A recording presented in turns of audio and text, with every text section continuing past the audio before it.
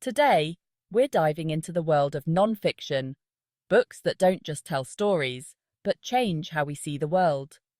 These are the game changers, the ones that stick with you. We're following the Telegraph's definitive ranking of the best non-fiction books ever written. We'll count down the top 10, some true classics in here. And of course, I want to hear from you. Drop your thoughts in the comments. Which books changed your life? Which ones are missing? Let's get the great book debate started. The Diary of a Young Girl by Anne Frank is more than history. It's a voice that echoes through generations. Written while hiding from the Nazis, Anne's diary captures her dreams, frustrations, and hopes for the future. She writes about crushes, arguments, and longing for freedom, all while we know the tragic fate awaiting her. The abrupt ending is haunting.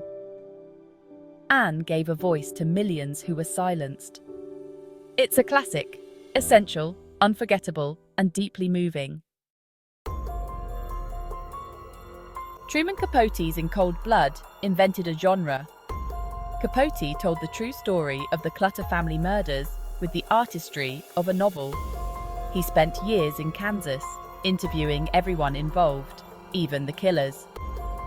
The result is a chilling psychological portrait of both victims and murderers. In Cold Blood set the standard for narrative non-fiction. Absolutely riveting. Richard Dawkins' The Selfish Gene argues we're survival machines for our genes, our bodies just vehicles for selfish molecules. It's not about the survival of the species or individual, but the gene itself. Dawkins introduces the meme, a unit of cultural transmission, spreading ideas like genes spread DNA. You'll never look at nature or yourself the same way again. Next, a foundational text, Simone de Beauvoir's The Second Sex. De Beauvoir declared, "One is not born, but rather becomes a woman," redefining gender as a social construct. She explores how society shapes women's lives, limiting their freedom and potential.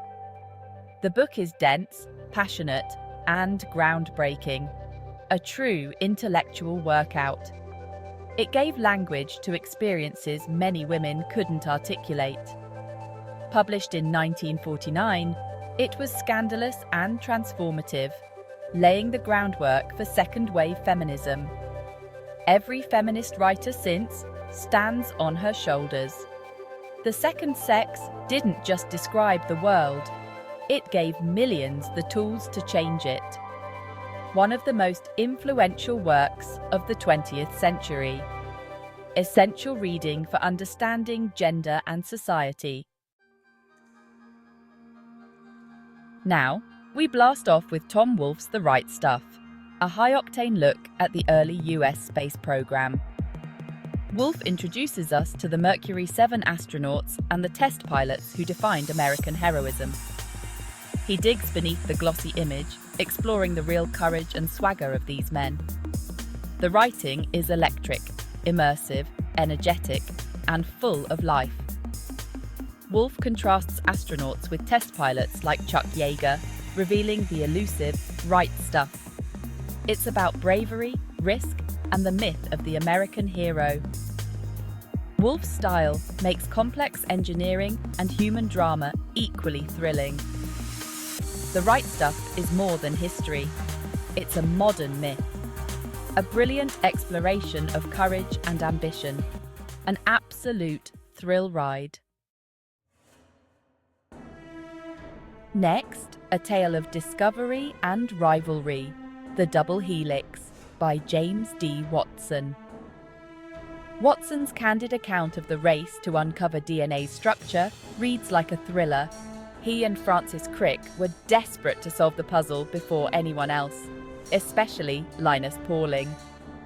The book is gossipy, funny, and brutally honest about ego and competition in science. Watson's portrayal of Rosalind Franklin is controversial. Her crucial contributions were downplayed, exposing the sexism of the era. Despite its flaws, the Double Helix demystifies science, showing it as a messy human endeavor. It captures the thrill of discovery and the complexity of collaboration. A landmark book, warts and all, essential for understanding how science really happens.